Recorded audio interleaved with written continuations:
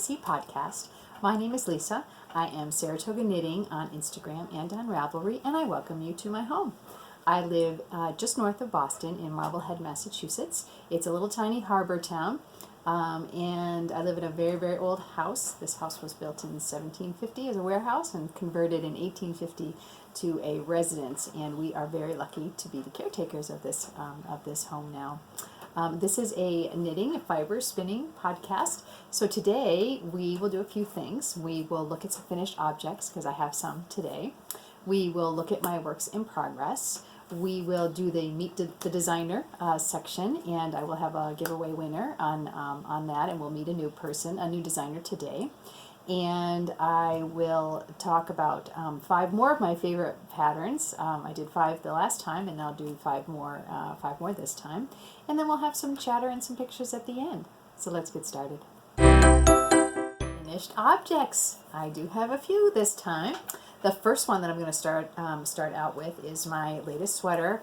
I wish that I could wear it today, but it's a little too hot.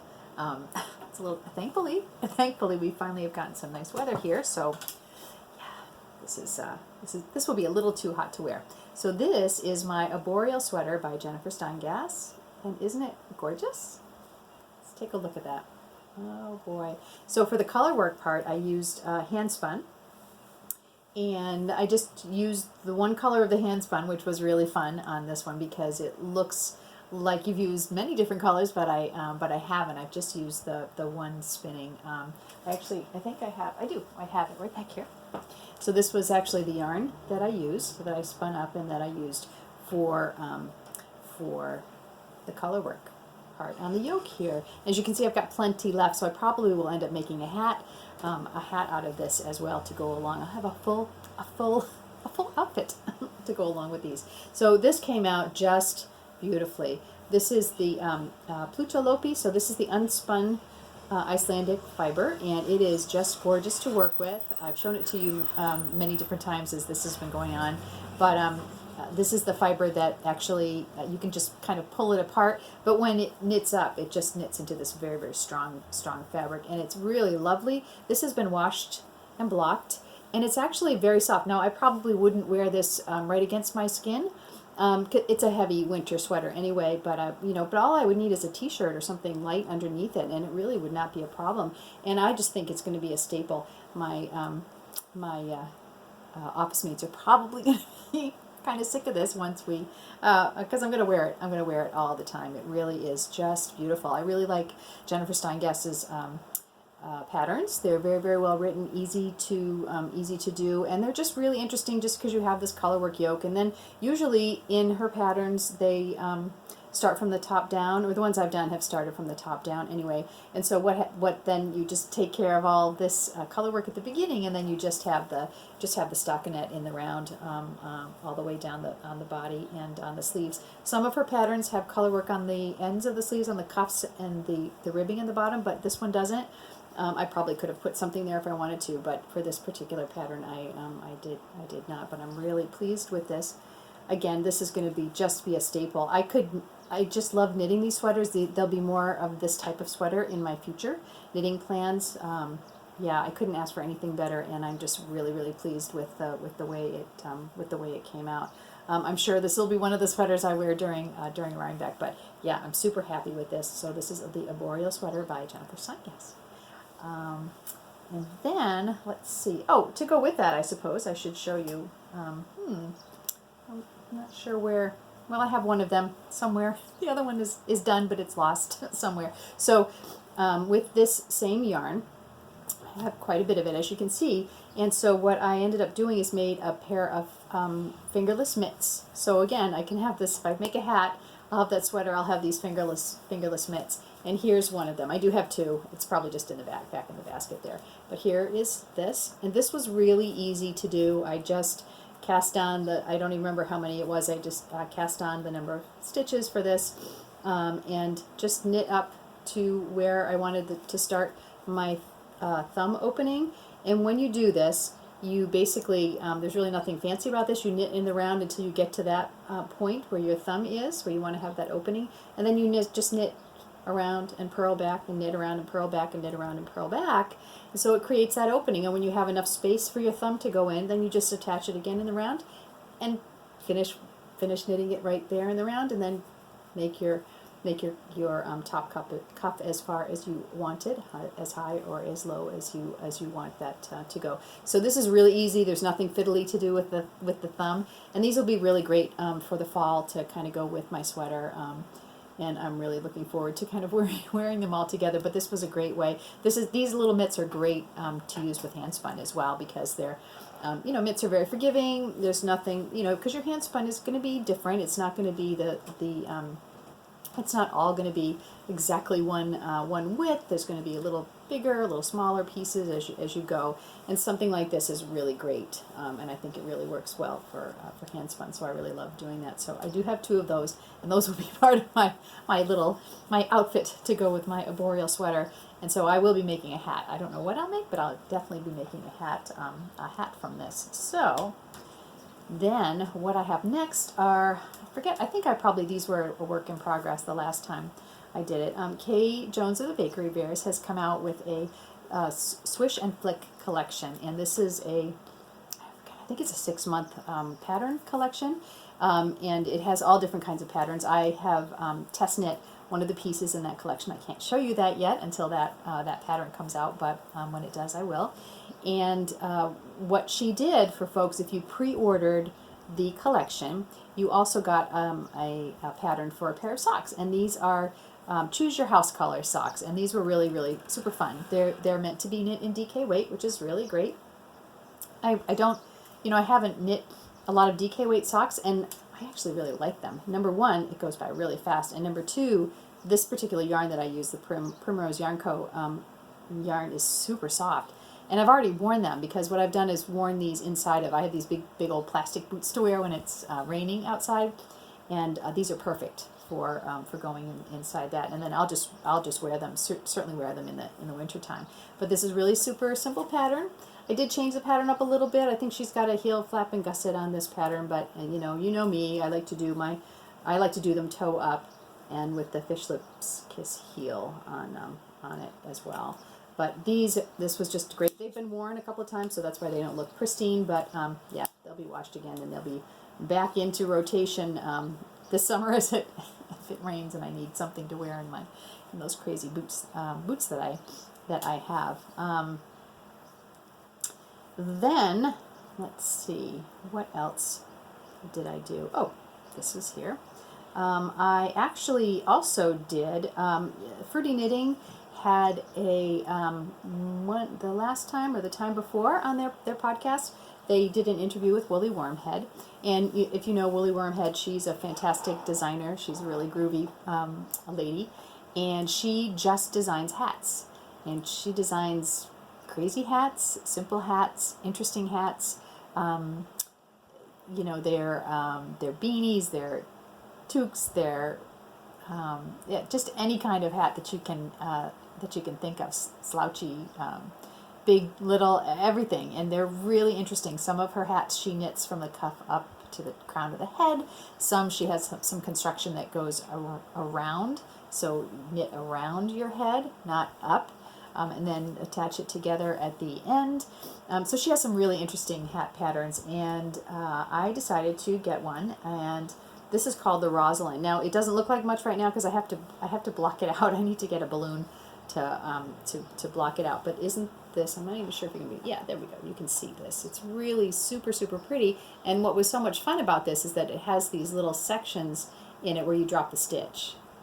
So you can just, it actually went really fast because you were dropping a lot of stitches, and that was really fun to do once you kind of get into that and understand it. It has a really pretty brim, and the brim here, each of these, if you can see it, this is pretty dark yarn. There you go. This just kind of flows right up into the patterning at the top, and it will be, it's kind of small right now, but it will block out. And this will be a lovely kind of a October-ish kind of hat. This isn't going to be for the deep winter because it obviously has lots of holes in it, but certainly for for the fall, and then again for the early spring. This will be really nice to have, and I will block this out on a balloon. It's really super pretty, and just make it a little bit larger. This is knit with the Little Bean Loves Yarn, the lovely Kayleen, who lives in Marblehead, and this is her yarn. I used this same yarn for the Capri shawl, the Capri cowl, and so I had quite a bit left, so I thought I would make a hat. So again, I can wear the cowl and the hat together, so that will be a set, and I'm really happy about that. Now, then let me see what else did I have. Oh, I have some spinning. I'm gonna snap down here.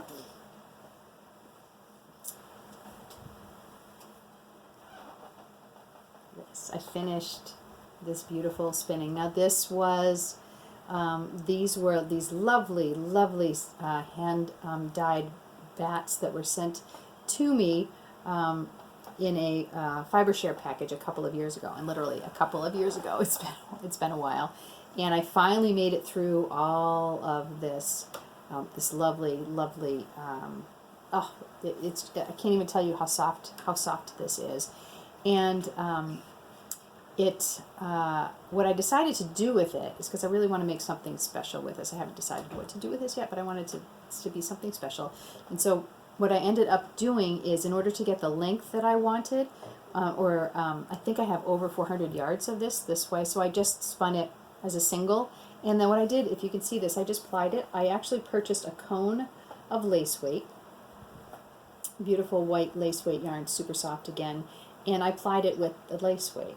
So it just has that really gentle, very gentle marled effect to it, but it has all the beautiful colors. You're not losing any of the beautiful lavender and light yellow.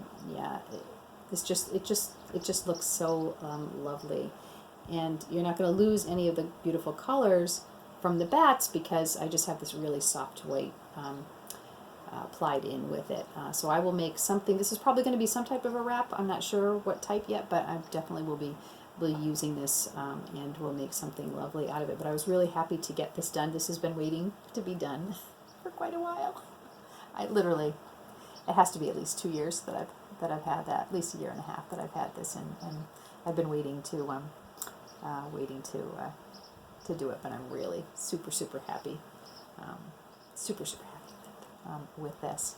And I have continued on with my spinning, so I'll show you some in the next section. But yeah, I'm very happy with that. So I think those were all my finished objects. I think that was pretty good. You get things finished up, and then I can start on the others. If you remember, I am doing the hashtag 321 create this year, so that means that I am trying to only knit on 3 projects at one time, and that's really working out well for me. I'm getting things done, and I still have enough of a change to keep the interest going in the different projects, and depending upon what I feel like doing at night, and what I feel like knitting on the bus, I can choose what I would like, and that really makes it it's kind of like makes some good headspace to do crafting with. So I'm really very happy with that. So now that those 3 are off, I have 3 other ones on the needles to show you. So let's move on to works in progress.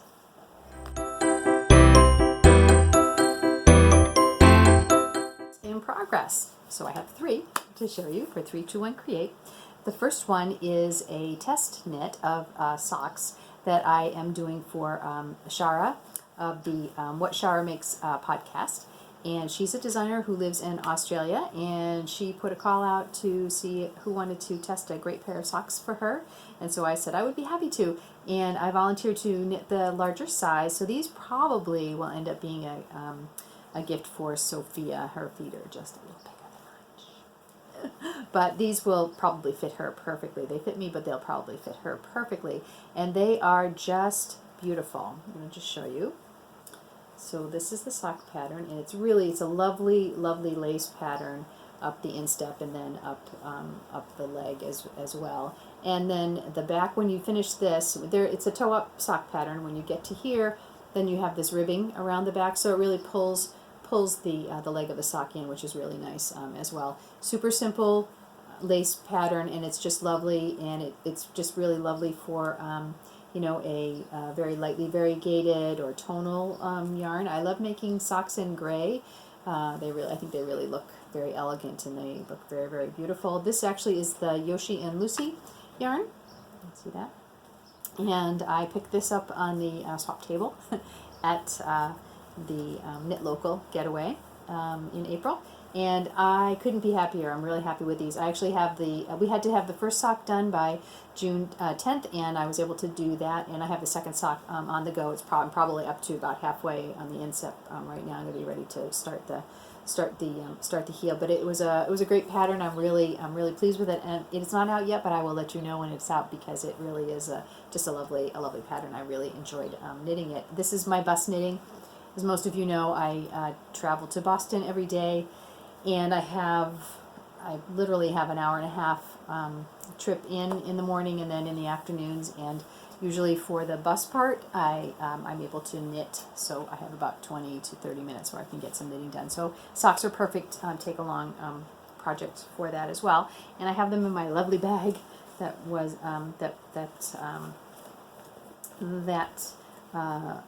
Fernanda made for us as gifts at the Knit Local Getaway. It's so cute. I love it. It's got a little pull string so there's no zipper to catch the yarn.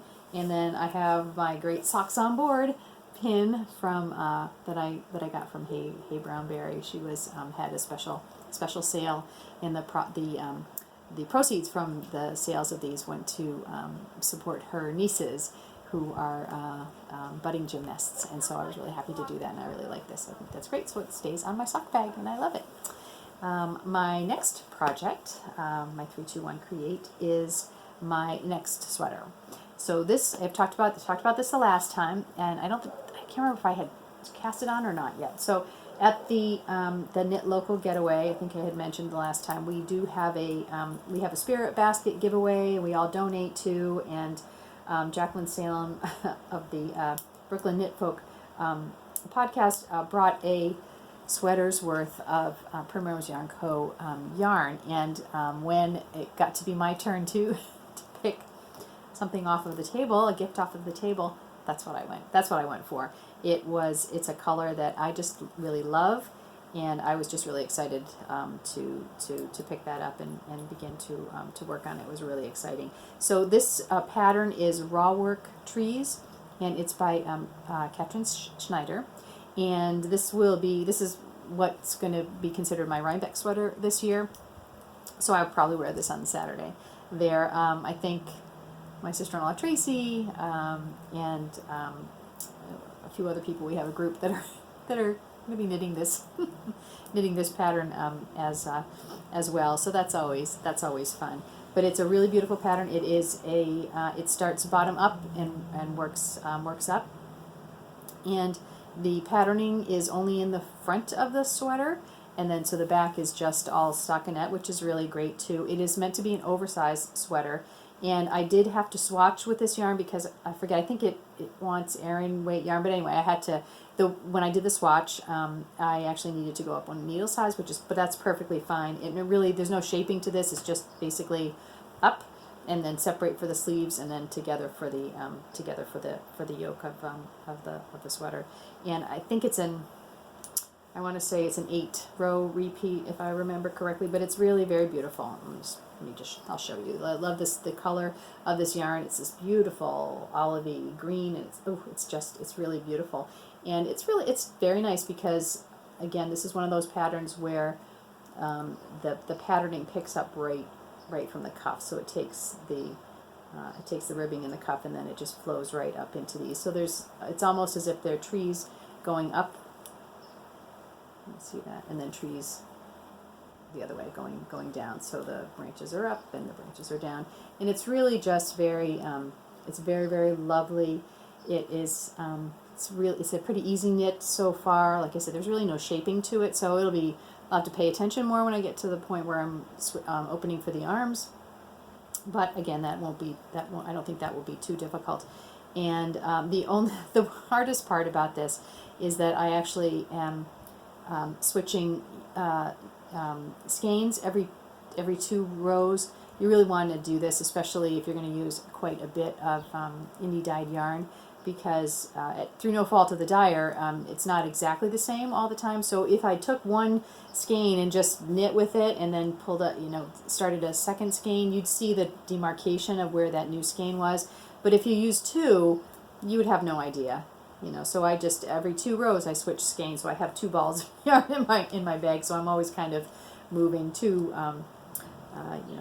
things of yarn here around. So that's the only drawback to this, I would say. But this is not a takeout project. I usually use this when we're sitting at home and watching TV, and it's actually going very, very fast. I'll have no trouble finishing this by Rhinebeck time, but I'm really happy with it. I'm very, very pleased. And again, I'm trying to always have a sweater on the go this year, and so far so good. I'm really pleased with this, and this is, again, it's going to go fast. And then, whoops, then when I'm done with that, I might have to cast on another one of those yoke sweaters. I'm not sure yet, but we'll see. We'll see. My third project, and this one is kind of one of those things where right now this is my third project, but I would allow myself to cast on something else because this one is going to be a long-term. This is going to be a long-term project. This is the Assembler, and this is by Grace Ann Farrow, who was our featured designer last month. This was the pattern that I received as a gift from the Solidarity Swap, and that was held on Ravelry. And this was the pattern that I had in my wish list by Grace Anna, and this was gifted to me. And it is just beautiful. It's lace. It's a lace shawl, and it's very, very long. So this will take me quite some time. I bet I don't have this done until next summer. It's gorgeous. It's gorgeous, though. You can see. You see this? So the pattern has these sections of the eyelets here, and then I think there'll be other sections. So things will change after I get a certain number on this side of the eyelets, and then something else happens after that, and I don't know because I'm not there yet, but it's really beautiful. I chose this lovely burgundy color, and I'm not really a fan of knitting with lace, especially doing lace knitting with lace yarn, lace weight yarn.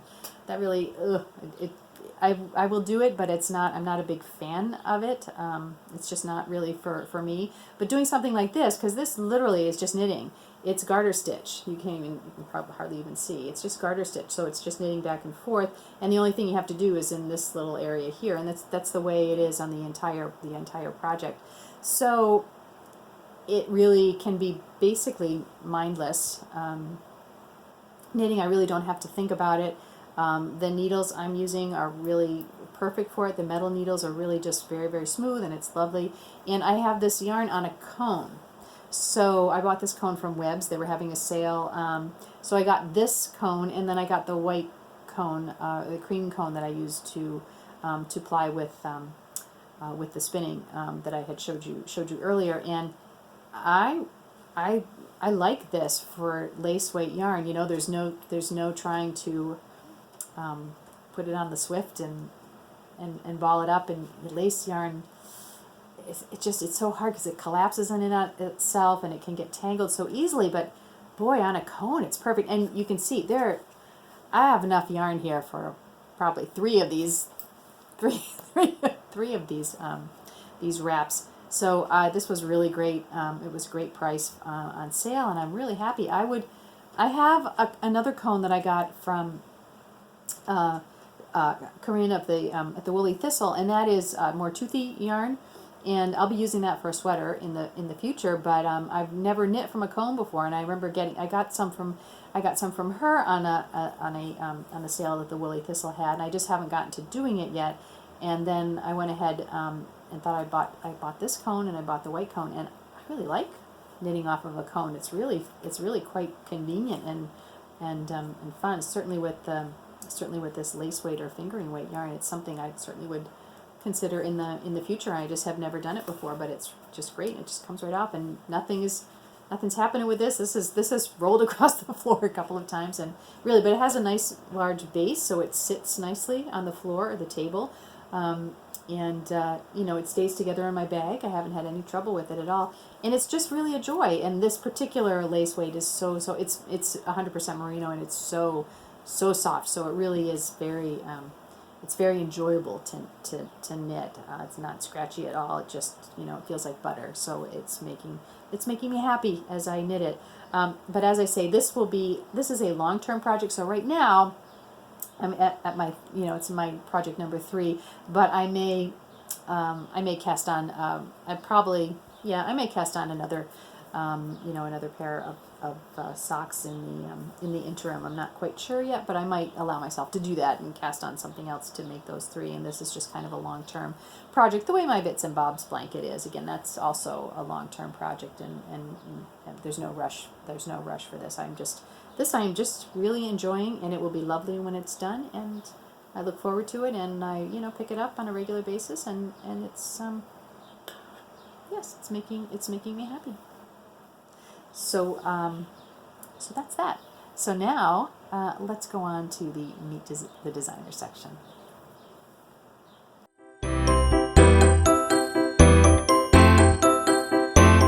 All right, let's move on to Meet the Designer. So as you know, if you've watched my episodes before, I have decided to this year do a Meet the Designer part each podcast that I record. And the reason that I'm doing that is because this for the past few months there has been and continues to be a discussion on Ravelry, on Instagram, all about inclusion and white supremacy and race issues, and just things that really need to be talked about. And the knitting community and the crafting community is part of this world, and it is there are issues that need to be discussed on a day-to-day basis. And it's just really come to the forefront over the past I suppose 4 or 5 months or so. But what these conversations have done for me is really opened up my eyes to other designers. There are, you know, certain designers that everybody knows. There are designers that have super popular patterns and everybody is knitting them. And what I have discovered is that there are just so many designers out there. And so each time that I podcast this year, I'm going to highlight a designer that you may not know about, and I will gift a pattern to a winner. So at the end, when I finish recording, I will open up a thread in the Knitting by the Sea Ravelry group. I do ask that you come on over and become a member of the group, and then if you can go ahead and take a look at the new designers' patterns that are available on Ravelry, and tell me which pattern you would like to knit and why. And next time I record, I will choose a winner, and that winner I will gift a pattern of that designer, the one that they chose, to the winner. And so I'm going to do that all year, and I'm really excited. It's been really fun this time around, and as I said, you know, this last time I actually am knitting one of my featured designers' patterns, and I'm really loving it. So this has been a really enjoyable process for me as well. So this past time, our featured designer was Grace Ann Farrow. If you haven't seen her, you can go back to the last podcast. There'll be a link. There are links at the bottom of the YouTube video directly to her patterns, and they're just beautiful and gorgeous. And so we had 27 entries in the Ravelry thread this time, and I used random.org, randomnumber.org, to pick a winner, and the winner was post number 12, and that is it looks like No Ways, so it's NOWAYCZ, and I think she is from Westchester, New York, here in the U.S. So, and she actually chose, I can look and see which pattern that she chose. She chose the Barnwood pullover, so I'll put a picture of it up here. She doesn't have a name, so no ways. Once this is up and posted, you can look forward to getting a message from me on Ravelry, and I will gift you the Barnwood pullover pattern. So this time we are going to take a look at a designer, and her name is I want to say Lana Joy. So it's LANAJOIS. And she is Lana Joy on Instagram, and she is Lana Craft on Ravelry. She is. I'm going to show you a picture here. This lovely lady, and I'm just going to read to you what it is that she says to herself. This is an introduction post here. She said she's Lana Joy from India. She's a doctor, and I read somewhere else that she's a surgeon. She's a doctor by day, and designer whenever time permits. What started as a hobby to keep me calm has just taken over my life in a way I could never have imagined. I'm not just messy or disorganized, my workspace is chaos. I knit at odd hours in weird places, out of bags, don't own a single succulent for a photo prop, don't know how to make lovely photos with white backgrounds, and I'm usually too tired to clear up a space for a good photo or take 100 pictures of my works in progress. And then on Ravelry, she also says that she's mostly a process person. I'm fascinated by technique, construction, the unusual, and the interesting. But I also understand being a product person and wanting to have a great knit at the end of all that effort. Most of my designs try to include both, so hopefully the knitting is interesting and the finished object great. Oh, and I love lace. So this is why I chose her this time. And she has some beautiful, beautiful patterns, but many of her patterns are lace, and they are, she does have some sweaters, lighter sweaters, and she has some beautiful, beautiful lace wraps. And so I thought these would be really, really nice for summer knitting. So that's why I decided to highlight Lana this time around. So as I said, I will start up a Ravelry thread, and you can go over there and you can go ahead and take a look at her patterns that she has for sale on Ravelry, and tell me which pattern you would like to knit of hers and why. And hopefully you will be the winner the next time I podcast. Right, so let's move on now to the next section.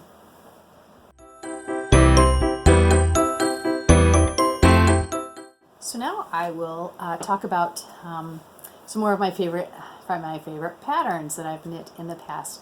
And as I said the last time, Katrina's Creations podcast asked several podcasters if they wanted to join in and do this and talk about 10 of their favorite patterns.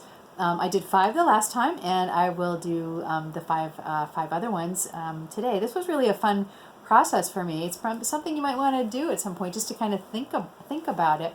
But so I went back and looked at my my project pages. I'm not the best at doing, putting really great pictures in, but at least it brought back memories of the projects that I had done, and most of them I have. I'm going to show them to you this week right here. Yeah,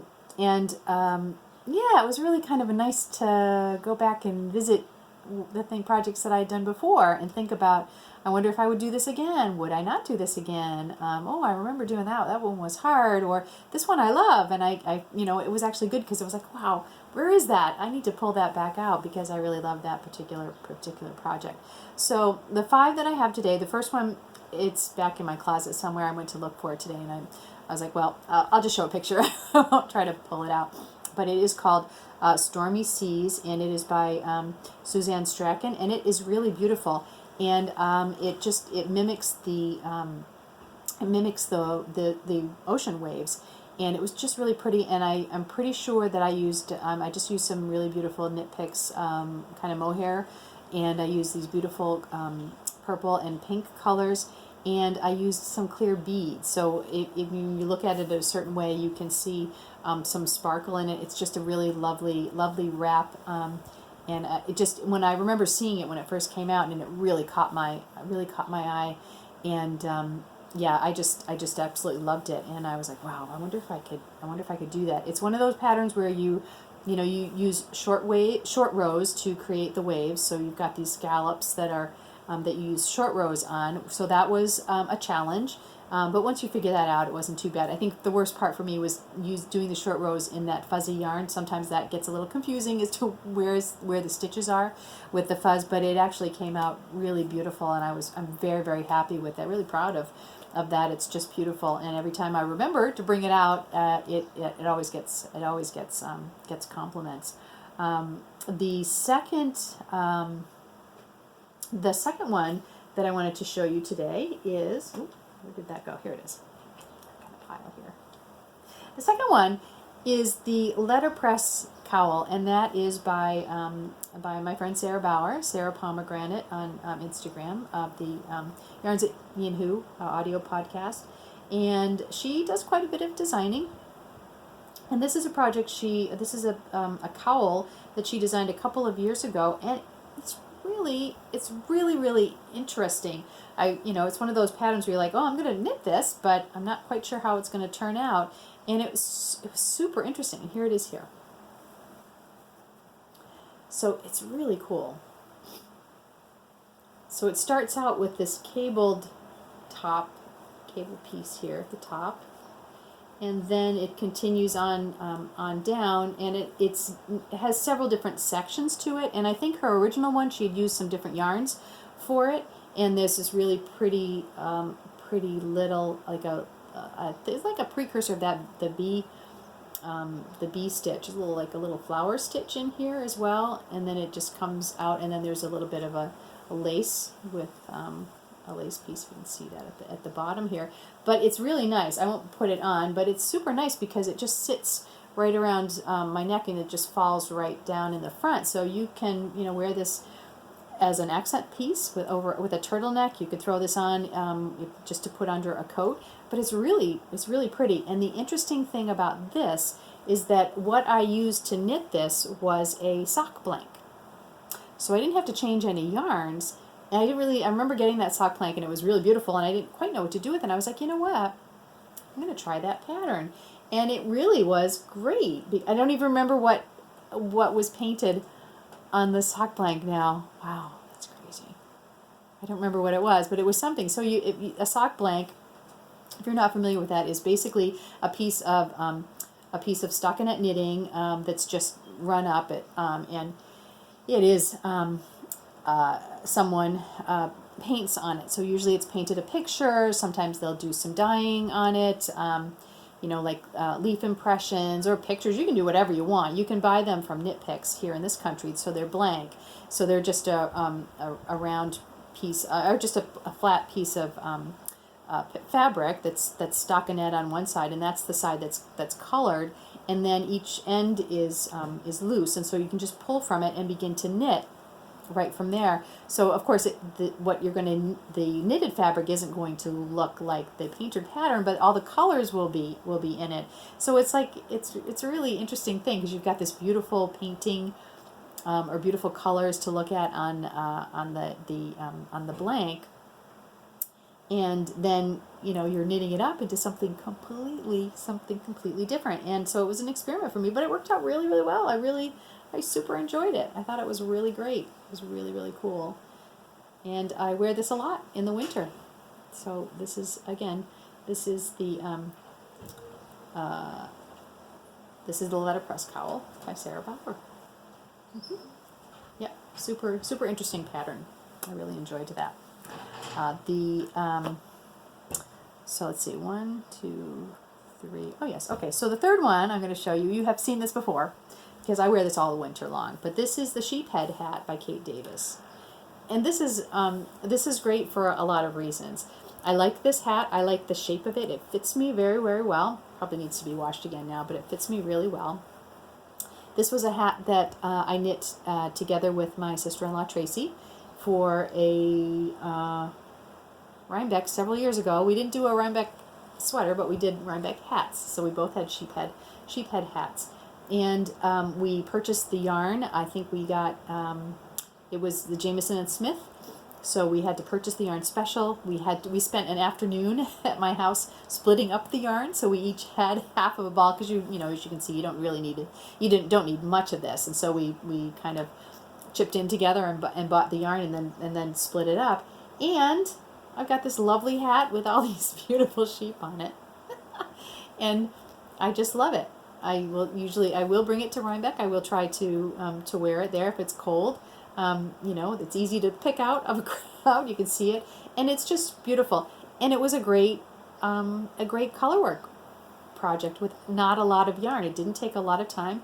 Has a beautiful, the beautiful crown. It all comes together, and This is one of those where on the inside out, this was the first time I had done color work like this, and I think pretty much in her pattern, Kate says just cut the ends, don't weave them in, because they will felt. With this, it's got to be toothy yarn, so this is real wool. But as you can see, it doesn't look pretty with all these ends here, but I just trimmed them up. I just knotted them and trimmed them, and that's perfectly fine. It has never, ever come apart, and it never will, because it's really all felted in. I probably had this hat now, ooh, I don't know, Tracy, how long have we had this hat? Ooh, it's been a while. It has been a while. It's got to be at least, wow, it's got to be at least 5, 6, 7, 8 years maybe. But I don't know. I'd have to look up when she actually, when the pattern came out. But super fun, super interesting. I really love it. It's a go-to hat. I wear it every winter, and it just brings back. It's got all kinds of great memories. It was really fun to. To knit, and yeah. So this, when the fall hits, and I pull out my sheephead hat, I know that the season has changed. So this is one of my favorite knits as well. My next favorite knit is pretty big, pretty big, and this is the Sorento Shawl by Marsha Ibuki. And I was lucky enough to test knit this shawl for Marsha, which was really a lot of fun. I had been gifted a beautiful skein of it's this colored piece from a friend of mine, and it was one of those kind of precious skeins, and I didn't know what to do with it, and I was saving it. And then when Marsha put out this call for test knit, I was like, I would love to do that, and maybe I'll use this. And so I had to use, this is huge. This is a huge shawl, but it's absolutely phenomenal, fantastic. And so obviously I needed more yarn than this one skein, and so what I ended up doing is purchasing this lovely blue and this lovely it's kind of a light grayish color. These are both I'm pretty sure, I don't remember because it's been a couple of years as well, I'm pretty sure it has some cashmere in it, and I got this at my local knit shop, Marblehead Knits, and they just go perfectly together, and it is amazingly soft. So this is one I pull out. It's time. I pulled this out of the closet today to do this, and I'm going to leave this out because this is just going to be perfect for throwing on my shoulders if I want to go outside or going over to the club to see something. But it's super beautiful. It's huge, but it seemed to be a really quick knit. I did not find it to be long. It is not boring at all because it's knit in sections. There's these lace sections, and then there's just some garter stitch sections, and then you do some striping, and then you go back to some lace, and then there's this really pretty lace pattern at the very bottom, and it has a picot bind off, which probably took the most time, but that was really fun to do too, and it's just a really nice touch at the end. And this is really great for 4th of July weekend because it's all red, white, and blue, really, for here. So this has come out of the closet, and now it will stay out of the closet because I will use this. I will use this all summer, and it's just beautiful. The yarn is beautiful. I enjoyed test knitting it. I enjoyed every single stitch because the yarn is beautiful, and it's a great pattern. I really enjoyed knitting this pattern as well. So check that one out. It's the Sorento Shawl again by Marsha Ibuki. And my last favorite one, this is old, and I don't know, probably most of you will remember this pattern, but it's the Capo Team. This came out in 2004, and it's a free pattern on Knitty.com, so the online knitting magazine. And Knitty came out, started publishing kind of a monthly magazine, online magazine. This is like right at the beginning when Ravelry was kind of coming online. So way before Instagram or any of really at the very beginning. So and they're still going. So they have free, every pattern on Knitty is free. You just have to go and look on Knitty.com every month. And this was one of the earlier patterns that they did. It's by Kate Gilbert, and again, it's called Capo Team. And I remember looking at this this edition of Knitty.com and thinking, I really want to knit that. And again, this was literally back in 2004, so this is a long time ago. And I was like, I really want to knit that. That looks really interesting. It's going to be challenging. And I remember purchasing, I think this was back in the day, I think I originally had purchased some yarn on eBay for it, and it came and I started and it wasn't the right thing. And there I was interrupted by my husband. We had to go pick up the car, so I'm probably a little more windblown than I was. It's very windy out this afternoon. It's actually yeah, it's lovely, but it's kind of windy out there. But anyway, back to my last favorite project. This is the Capo Team, as I said, from knitty.com. It's by Kate Gilbert. It's still free. It's still out there. You can go get it. Anyway, I remember seeing this, and I had I really wanted to knit it, and I bought yarn on eBay. This was way back in the day, as you can see. I bought some yarn on eBay, and I tried it. I remember I was going away to a retreat, and I brought this yarn. I was going to have time by myself. I was like, I couldn't wait to start it, and I started it, and the yarn was not.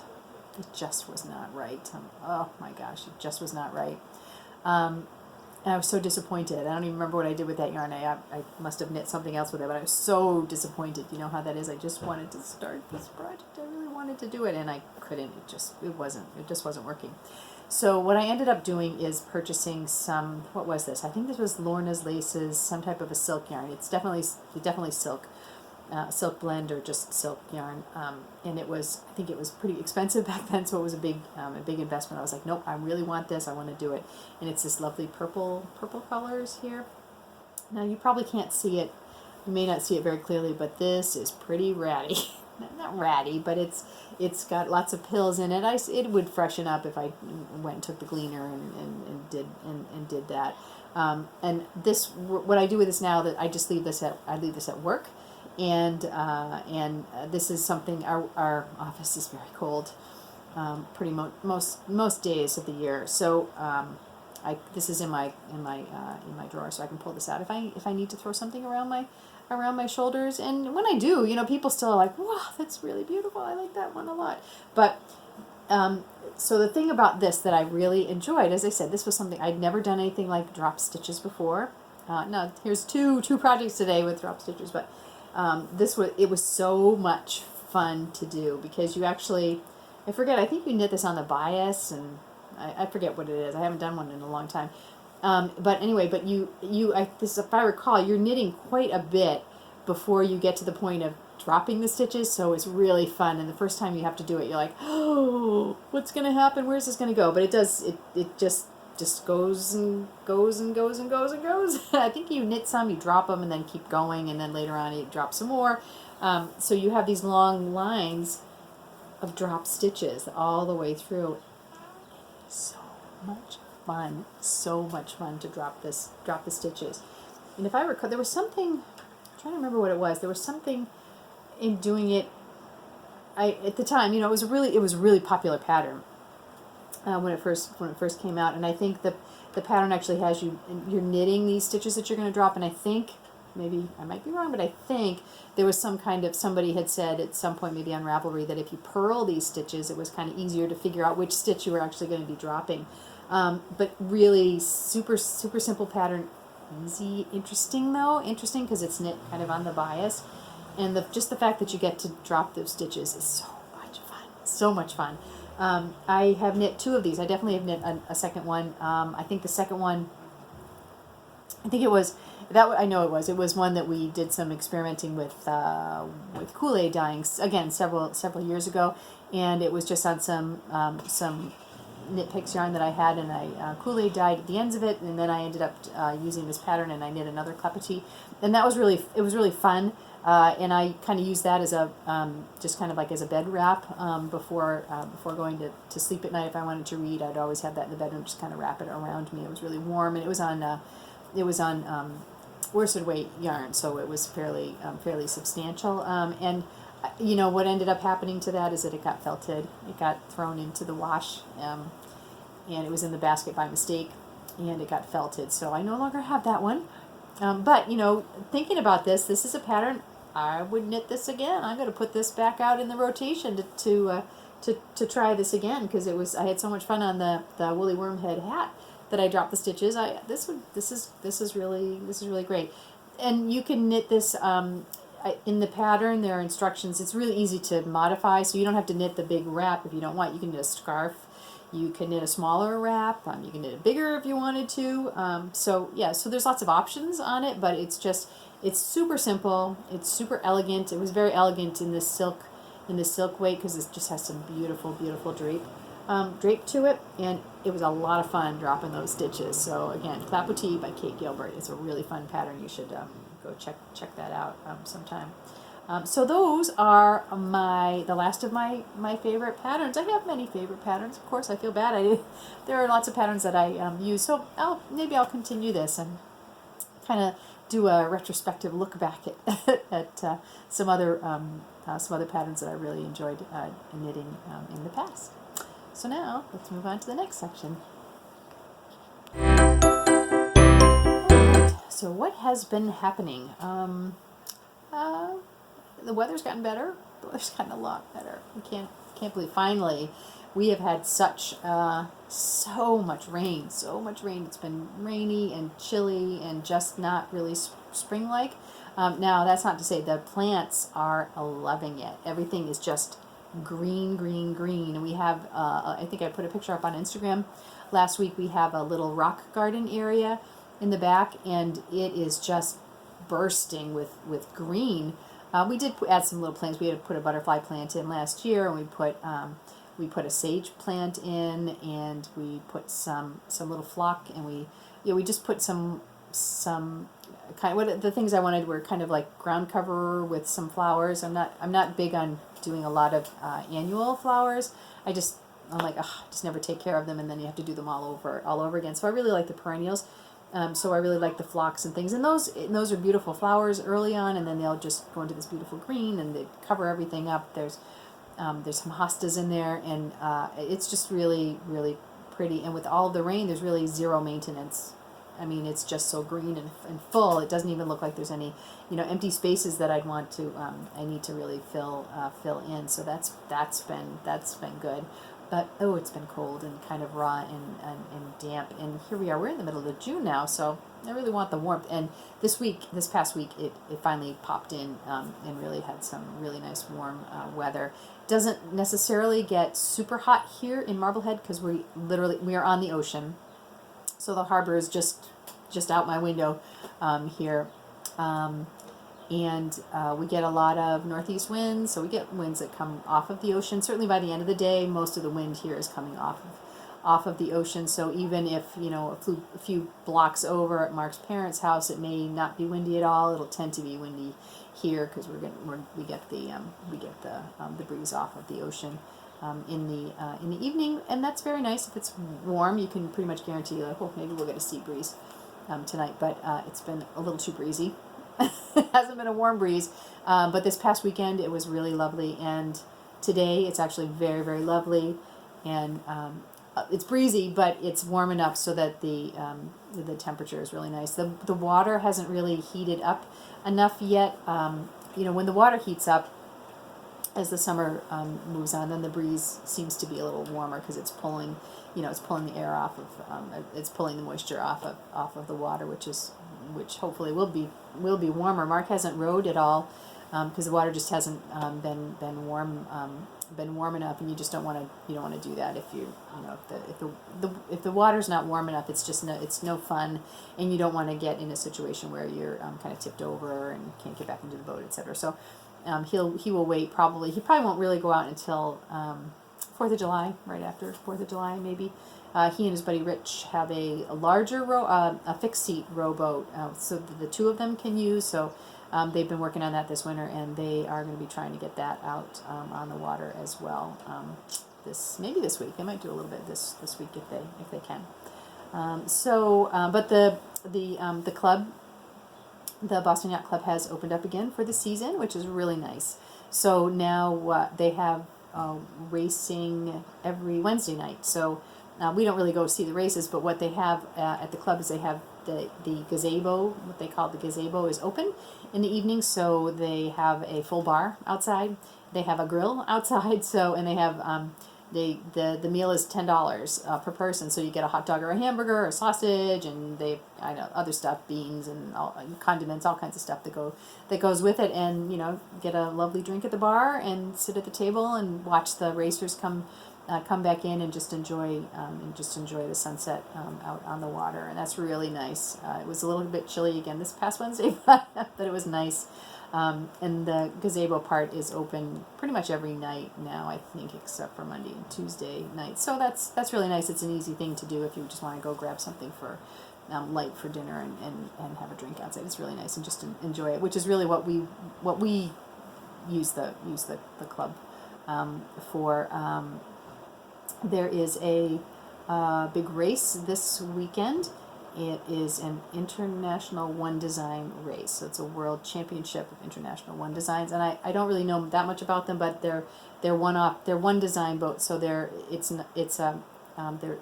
specially designed boats. They're made by independent boat makers, and they're just beautiful. They're beautiful. They're big sailboats. They use the big spinnakers on them. I'll hopefully be able to get some pictures this weekend and put them up on Instagram if they don't get into this podcast. But they're really beautiful, and they are here for the week. So hopefully Mark's going to get out and take some pictures of them as well. They have a tent set up in the parking lot already. Tomorrow they're having an opening day clam bake, so that'll be fun. Sophia and I are going to go over to that. So we'll have lobster and chowder and all kinds of good things and for dinner tomorrow afternoon. So that will be really fun. And then this weekend is Father's Day weekend here in the States. So we'll probably have my father-in-law and mother-in-law and maybe father-in-law, sister-in-law over for dinner on Sunday. I think that's the plan right now. So we're just going to have, just have some burgers and hot dogs on the grill right out here. So that will be very pleasant. That will be very, very nice. It's baseball season. It's been baseball season for a little bit, but it's baseball season. The Bruins lost the championship the other night. We did watch it though. We're trying to be good Boston fans. We're not really big hockey fans. I don't really watch hockey a lot, but we sat down and watched. Well, most of the final. We didn't watch the whole thing, but so that was that. We need to put together a time to get some tickets to go to see the Red Sox. We haven't done that. Yet. I'm hoping Sophia can get some tickets for she and I to go. And then another thing that's happening in Boston, I'm hoping to get tickets to go this summer as well, is that the Downton Abbey traveling exhibit is coming. I think it starts this weekend. It's here all summer though, so I've got plenty of time. I want to get some. I'll probably get tickets to go during my week off in July. But yeah, so I'm really excited about that. So I have all the costumes. They set up the kitchen. I don't even know what else they do with it, but it's going to be something really special, and I can't wait to see that. It's one of those things where I'm definitely going to go. You can't, that something like that comes to town, and I really need to take advantage of that. So I'm looking forward to that. And it's almost time for 4th of July. If you remember last year, 4th of July is crazy. It's like the biggest week in Marblehead, and this year it's doubly big because we have the Marblehead to Halifax, Nova Scotia race. So that's big. I'll be doing some volunteering for that over the couple of days after the 4th of July. So we have the 4th of July, and we have Crocker Park right next to here, so we have music and bands almost 24 hours a day.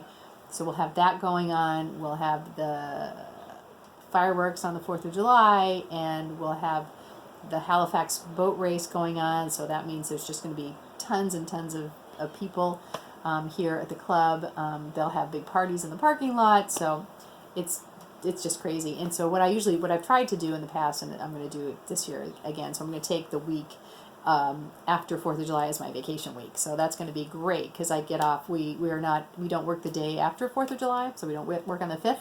So I have when I get home on the 3rd, I'll be off for over a week. So that'll be really, really fun, and I'm really looking forward to that. Hopefully the weather's great for that week.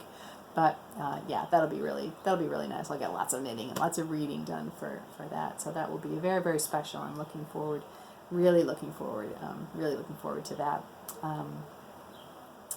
Oh, something else that has come up this week. Sophia, she's so amazing sometimes. She has decided, a friend of hers at work, she works at a travel agency, as I've said before, and a friend of hers at work had decided to put together a trip to Egypt for her and her mother to go on. And Sophia was like, wait, what are you doing? And so she talked to her about the different things she was doing. So Sophia was like, Mom, she texted me, she's like, she goes, I've always wanted to go to Egypt, and now's the time to do it, because I'm working. She can get all kinds of crazy discounts. And at first we were talking about having Mark go with her, because I went to Japan and visited her in Japan, so I've been away before with her. But first we were talking about him, but then he kind of decided that with he's got some stomach issues and stuff, he wasn't sure that going someplace like Egypt as far as the food would be concerned, and he didn't want to risk getting sick. He's more of a, want to take me somewhere, take me to Europe. I'll go to Italy with you, but I think Egypt's a little too exotic for his constitution, so to speak. So she's like, Mom, I want you to come with me then. And so I was like, well, all right. She's taking me to Egypt. This won't be for another year. It won't be until a year from July. So we got a lot of time to plan for this. But I think it's like it's going to be 2 weeks, 14 days at least. Yeah, 14 days I think. And we're going to do all the pyramid things. We are going to do a 6-day, 5 nights, I think, a cruise.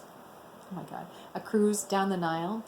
And it will be on the boat that Agatha Christie took that inspired Death on the Nile. And it's the boat that they shot the movie on. So it's going to be like this crazy, amazing trip. But she just has she's got the resources to put it together at a really great price for her. So I'm just going along for the ride. I'm looking forward to that. So we're already planning. I need to buy lots of linen. And see, now that lovely lace wrap that I'm doing, that will be perfect to take to Egypt, because it will be light and beautiful and exotic, and it will be perfect. So I plan to bring that right along with me. But that's it. It's going to be amazing, and just lucky, really, really lucky that she is, that she's involved in the travel industry, and we're able to do something like this. It's certainly not a place I ever imagined going. Sophia has loved Egypt since she was a little kid, so there's no getting around it. I mean, she has always loved it. Fascinated by the pyramids, and she just loves to read books about them. She's probably seen every single History Channel program on Egypt. So so that's going to be our big trip next July. It hasn't really sunk in yet. It won't really feel real until we get a little bit closer. To it. But we'll be knitting by the pyramids. There's going to be a lot of knitting pictures by the pyramids. So we can look forward to that. But it's phenomenal. I can't even, like I said, I just can't even wrap my head around. It was the same with Japan. I couldn't really wrap my head around the fact that I was going to Japan when I went to Japan. But this will be pretty amazing, a pretty amazing trip. So I'm really looking forward to that. We'll do some podcasting from Egypt. Oh my gosh. Oh my goodness. I can't even begin to believe that. So other than that, I'm going to continue on with my 3, 2, 1 create. So if you want to join me, come on along. I know I've had some people comment that that's a really good idea, and they need to try to do that. So that's really great. And I'm continuing on with my spinning. I'm trying to do it. I have the the beautiful fiber that I got from Sweden, and I showed you that the last time, and it's just beautiful. And I am continuing to spin that up. And I pulled out a braid. I think it's a braid of Malabrigo.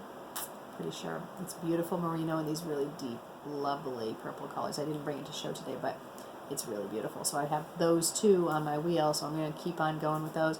And I think of it, that Malabrigo, I think I'm going to do the same thing that I talked about last time. I think I'm going to try to Navajo ply it again. I think that will be, it's a good experience. It's a good practice. And I really liked the way the other one that I had showed last time came out. And I'm going to try that again. I think that it could be a thing for a little while for me. So I'm looking forward to continuing that. I will, as it gets warmer, I will bring my spinning wheel outside in the back. I have that other fiber that I got from Sweden several months ago.